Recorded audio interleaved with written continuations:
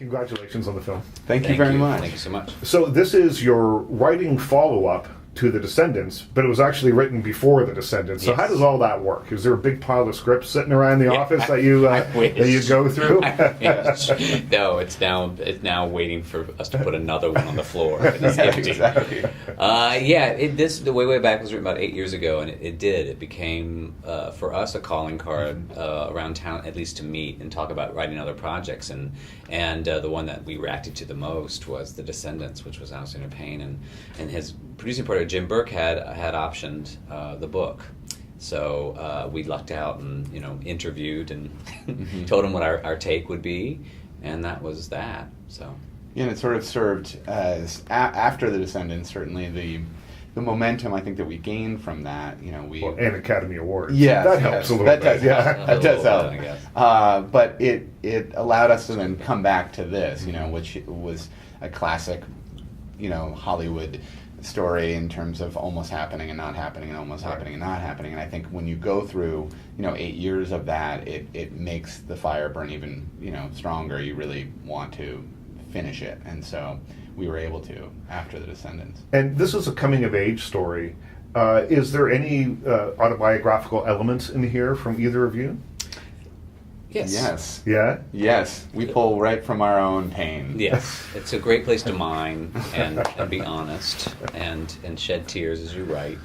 It was a collection of two sort of important things, I think, for us. The first was the scene that starts the movie with where Steve's character Trent tells Liam's character Duncan, or asks him, I should say, what he thinks he is on a scale from 1 to 10. And Duncan's the young boy, like almost stepson. Yes, it's like, this is a new year relationship for them, and Trent is talking about one day we could be a family, and in the meantime, let me ask you, what do you think you are on a scale from 1 to 10? And Duncan says 6, and he says 3, and so that was pulled out of pretty much directly from what happened to me, but with my stepfather at the time on our summer trip to Michigan. So he asked me, and then went on to say what he meant by that, which is to meet people and take advantage of the summer and not stick around the house and not stand by my mom, Duncan's mom, all summer.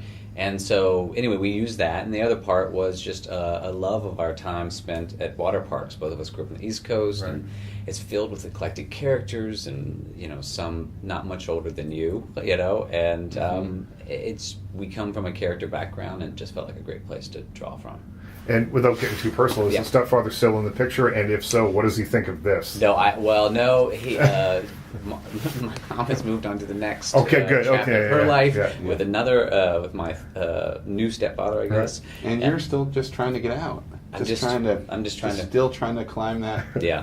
That number ladder. It's weird because I always thought, I did, and that always reminds me that he's still not quite there yet. Okay. With each day, best friends. Steve Carell, you mentioned, plays Trent in this, and it's a much different kind of role for him. He's playing someone who I think is trying hard to do the right thing, but does it in maybe the most obnoxious way possible, particularly where this young fellow Duncan is involved. Tell me a little bit, because it was a bit of a process to get Carell involved in the movie, right?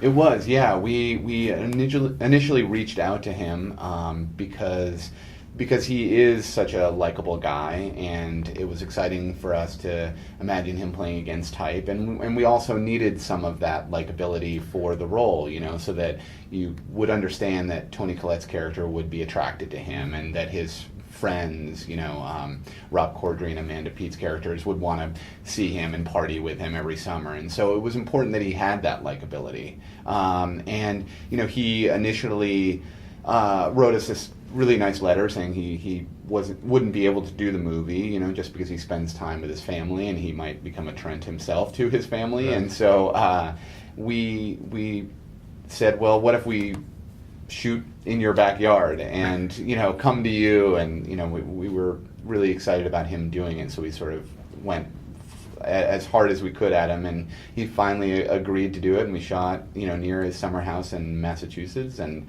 it worked out wonderfully. Now, the cast, you have, I mean, just look at Steve Carell, Toni Collette, Allison Janney, Anna Sophia Robb. The one outsider here, I think, is Liam James a little bit. He's not as well known as the other members of the cast. He is the main character. He is on every single frame of this movie almost. Right. And he's Canadian. We have to mention that. Yes. So tell me a little bit about how you found Liam. Well, you know, our casting director, Alison Jones, had sort of provided us with a nice little casting session of which Liam was part of it. He came down from Vancouver, and although we hadn't seen The Killing or whatever, so he was fresh for us. And Liam just sort of walked in the room and sort of felt so natural and felt like our perception of Duncan.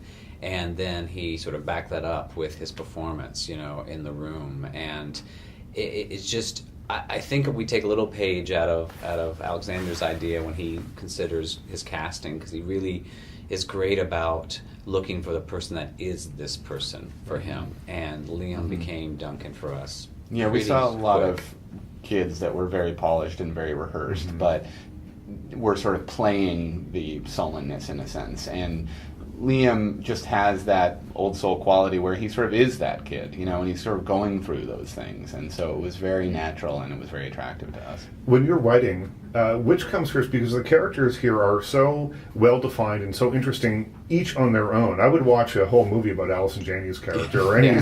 Which comes, is it the sort of the characters that you develop first and then find a framework for a story, or vice versa, or how does that process work?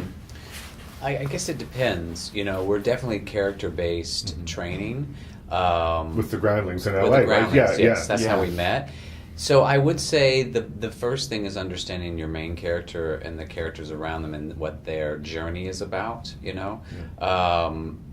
Because that really is the heart of every story, is character. So I feel like if the characters aren't clear, if they're not layered, if they're not clear with what they want, if they're not clear with what makes them and asking why over and over again, I think you struggle in that process to write a good movie, because you can strip everything away. You can strip away all the big set pieces and everything, and if you don't have character, then I would argue personally that you don't have a movie.